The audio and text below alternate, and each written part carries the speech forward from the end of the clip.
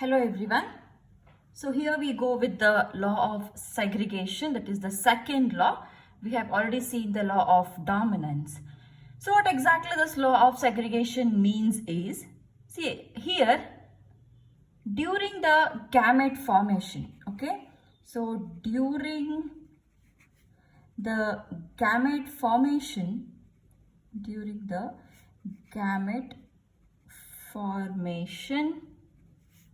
pair of alleles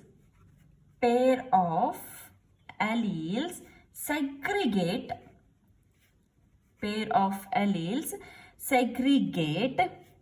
from each other so that only one allele will be present in each gamete. So this is the definition for the law of segregation. So now we'll see what exactly does it mean. So here let's again take a pair of allele now. So we will take T and T only. This is one pair of allele. So what they are telling is during the gamete formation. So usually when you write a cross, you write it as a parent generation and then you take up the gametes, isn't it? So during the gamete formation, a pair of alleles, this is a pair of alleles, these two, okay, this pair will segregate from each other. What do you mean by segregate? Segregate means separation. Okay, segregate means separation. So here during the gamete formation, out of these two alleles, when you form the gamete, we usually write the gamete this way, isn't it?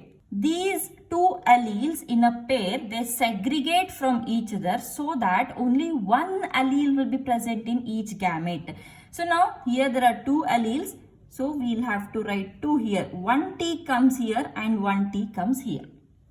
This is what exactly the law of segregation means. I'll repeat it again. See, let's take one more pair also. Fine. So here again this splits as one gamete and this splits as one more gamete. So during the formation of the gamete, a pair of alleles segregate from each other. So here there are chances that this will come and join with this to form a hybrid, isn't it?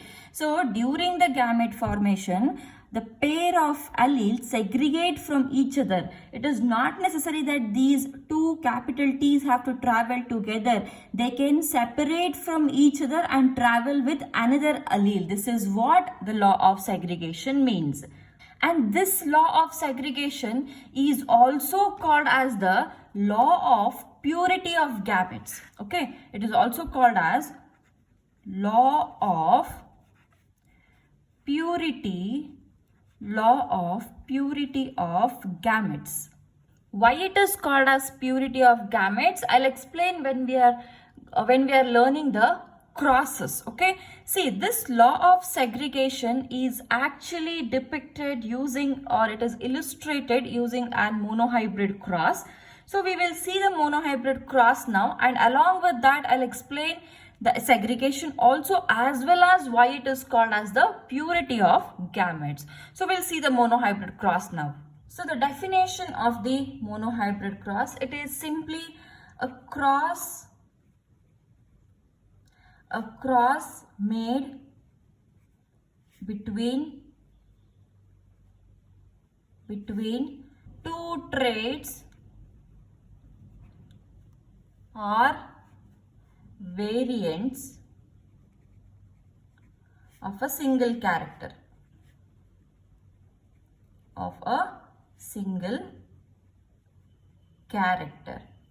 Or you can also put it in this way: a cross involving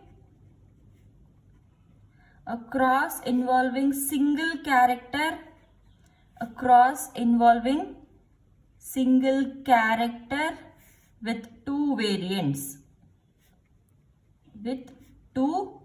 variants. That's it.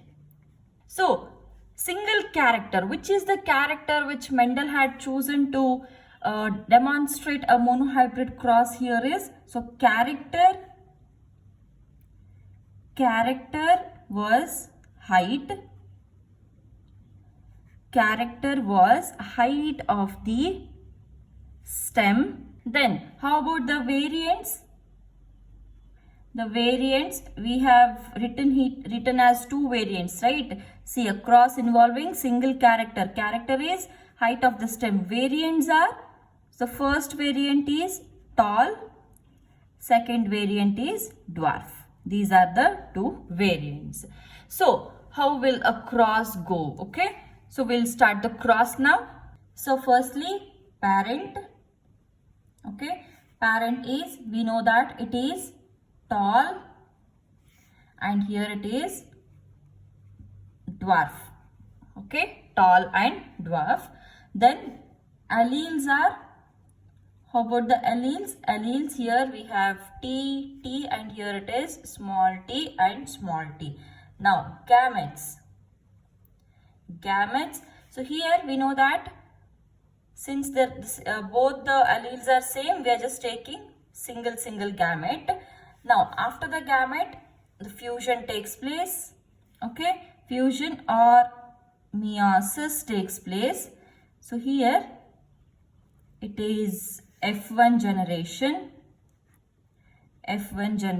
and this is again tall now. So what kind of tall is it? It is heterozygous tall. Okay, this is heterozygous tall. So this is the F1 generation. Now in the next, when the F1 generation are crossed or self-crossed, when F1 is self-crossed.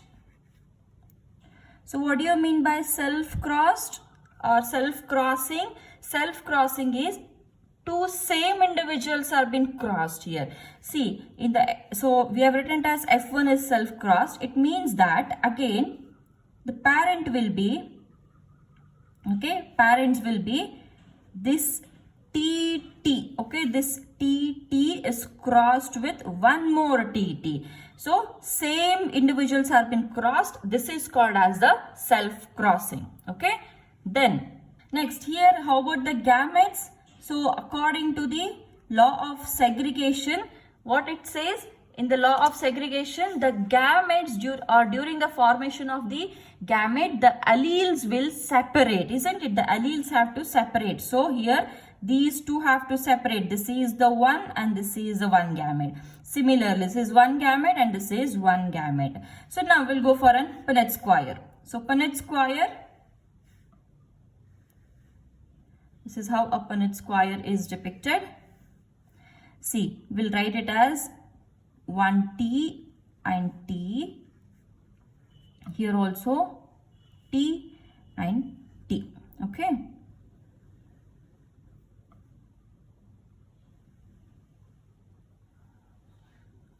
So first individual, this is T and T. This is capital T, small t. And here again capital T, small t and small t and small t.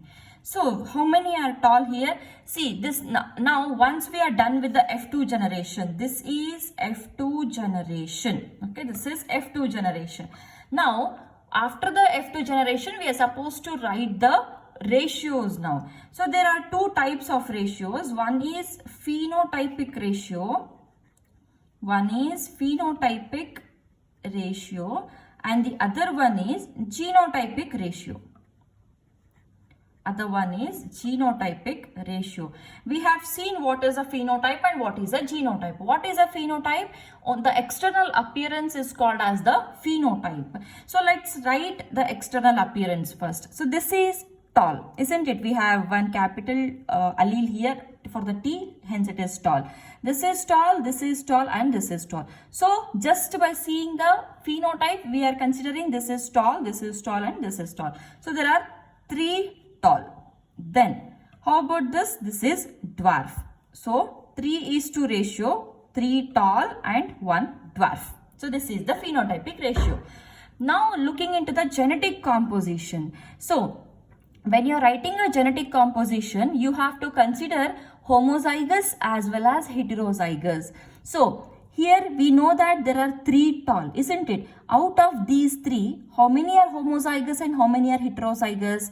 Out of the 3 tall, 1, 2 and 3, these 3 talls, only 1 is homozygous, isn't it? So we'll write it as 1 first. 1, this is homozygous tall.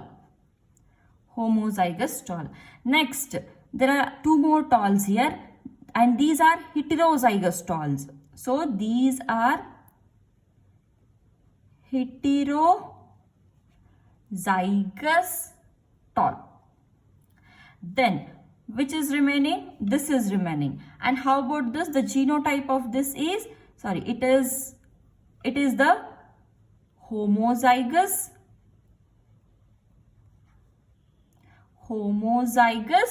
dwarf it is. Okay, homozygous dwarf. So here looking into the individuals or just their appearance will give you the phenotypic ratio, that is there are 3 tall and 1 dwarf, and looking into the genotypes it will give you the genotypic ratio, that is 1:2:1. So this is the monohybrid cross. Okay, so this is parent, alleles, gametes, F1 generation, and F1 is self-crossed or selfed. Then it is again F2 generation, phenotypic ratio, and then genotypic ratio. So now, why it is called as law of purity of gametes? So let me explain here. See what is happening.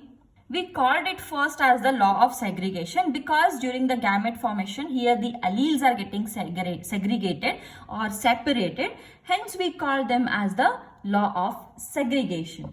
It means here in the heterozygous tall there is 1 factor of tallness and there is 1 factor of dwarfness in this particular F1 generation. So this shows that F1 generation is a hybrid and it has 1 factor for plant length comes from 1 parent and other from the second parent. But further confirming of the segregation can be done when the plants of F1 generation are being selfed here or they are self-fertilized. In the F2 generation, what happens? See, look at this very carefully. In the F2 generation, we are getting the parent generations here again. See, in the F1 generation, we had not obtained the parent generation. This was a heterozygous combination. But in the F2 generation, we are getting the same parent generation. This was 1 parent and this was 1 parent initially when we started the cross, isn't it?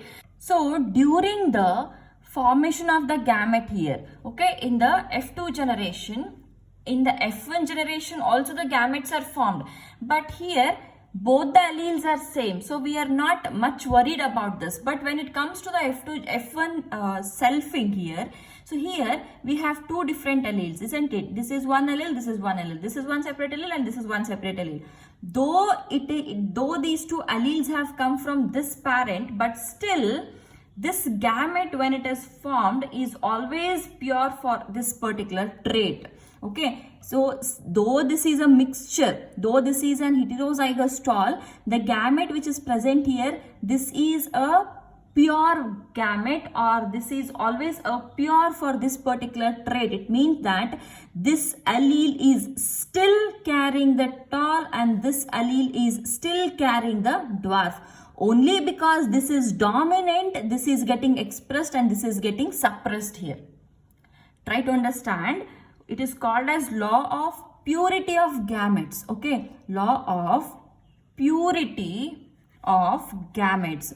So gametes are showing its purity here. Here also the gametes are showing the purity only. But the thing is here, anyways it is in the homozygous condition. So there is nothing much to be worried about. But here it is in the heterozygous condition. 2 gametes are different. So though they are different, there is no mixing here.